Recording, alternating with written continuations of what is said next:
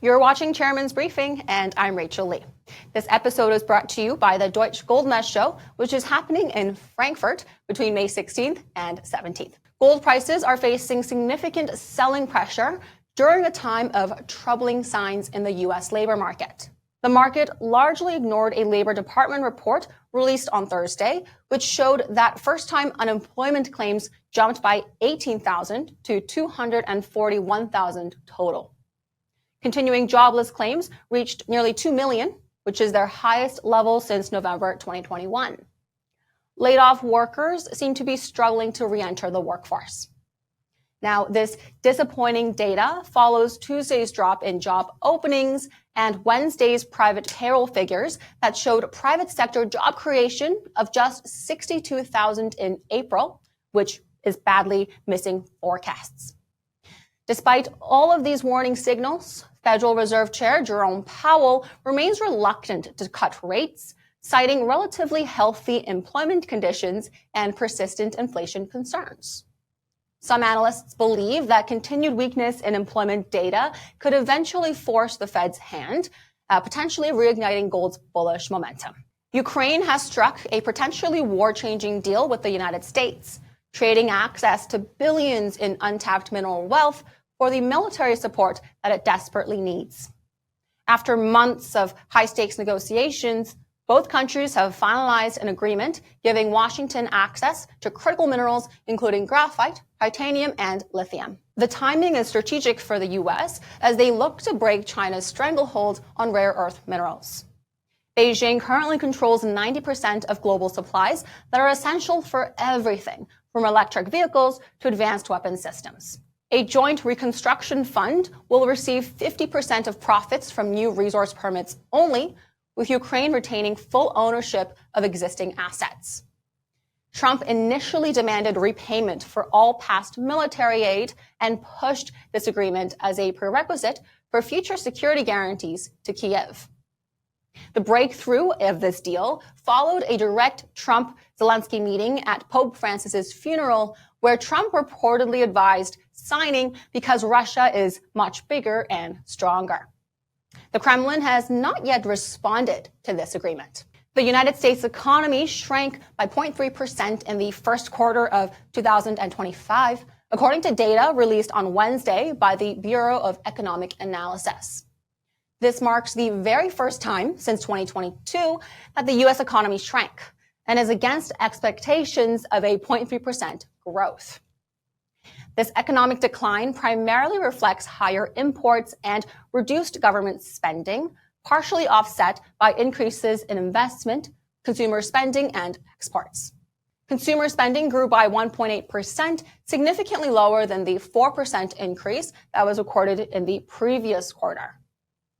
Inflation pressures intensified during this period, with the advanced GDP price index rising to 3.7%, from 2.3% in the fourth quarter, exceeding economists' forecasts of 3.1%. Economists attribute part of the contraction to companies stockpiling goods in anticipation of Trump's tariff threats. While some experts maintain that recession risks remain low, others are warning that the economy is losing momentum as businesses and consumer surveys show lower and lower confidence. Mark Carney's election win should introduce new policies that will affect Canadian mining operations. Now, that's only if his words are upheld.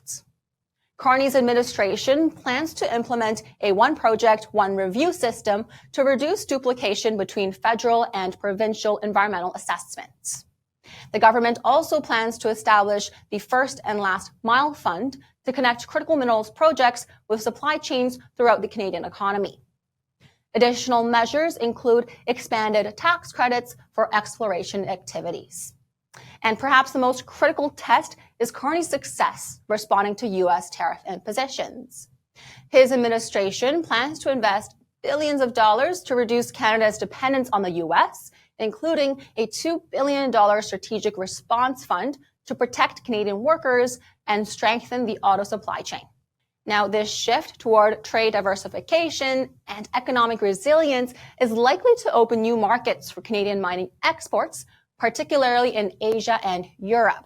thereby reducing vulnerability to U.S. trade policies. Let's also talk about Mark Carney's ambitious dual vision for Canada's energy future. In his victory speech earlier this week, Carney said that it was time to build Canada into an energy superpower in both clean and conventional energy. This echoes former Prime Minister Stephen Harper's language, but with a climate-conscious twist. Carney's strategy includes creating national energy corridors to fast-track infrastructure approvals and to streamline regulatory processes that have historically delayed resource development. Carney has pledged federal support for carbon capture technology and major extraction projects, particularly Northern Ontario's Ring of Fire region. But the administration faces significant challenges balancing economic growth with environmental responsibilities. So while promoting mining development, Carney maintains carbon tax commitments and emissions caps on oil and gas operations. The mining sector remains critical to Canada's economy, generating nearly 20% of GDP and over $300 billion in annual exports. Two key Canadian stock indexes that track smaller mining companies are showing greater strength.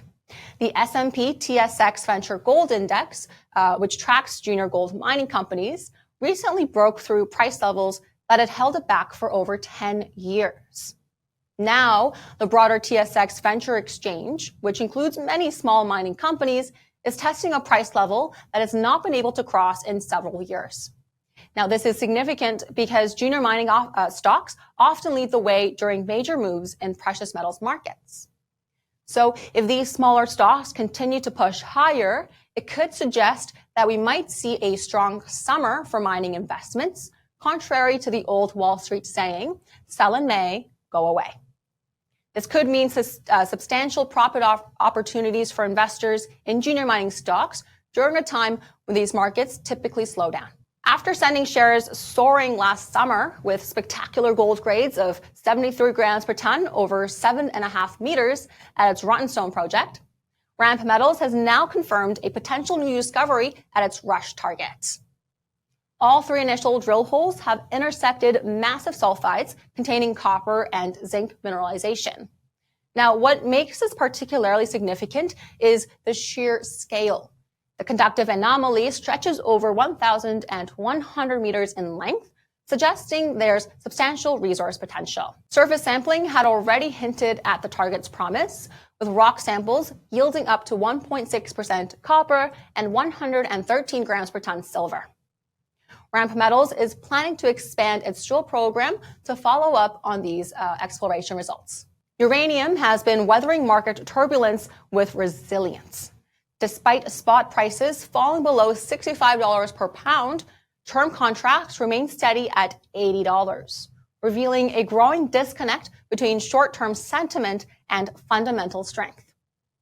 The recent correction stems from utilities pausing purchases, while awaiting clarity on U.S. trade restrictions that are affecting Russian-enriched uranium. Now, this hesitation created a standstill in contracting that pushed uranium mining stocks down nearly 7% in March, despite no change in the metal's structural supply deficit.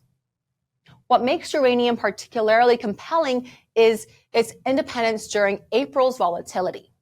While stocks fell, bonds wobbled, and traditional safe havens faltered, uranium remained pretty stable, highlighting that the inelastic demand anchors its pricing. Supply constraints continue to dominate the landscape, with major producers facing development delays. Meanwhile, demand keeps growing, driven by China's expanding nuclear fleet and U.S. tech giants pushing for tripled global nuclear capacity by 2050. Industry experts at Sprott Asset Management expect that uranium's next bull phase will begin once utilities resume long-term contracting, potentially creating significant price momentum in what remains a structurally tight market. And there's your briefing for this week. If you're not subscribed yet, please take a moment to click the button below. I'm Rachel Lee, and we'll see you next week.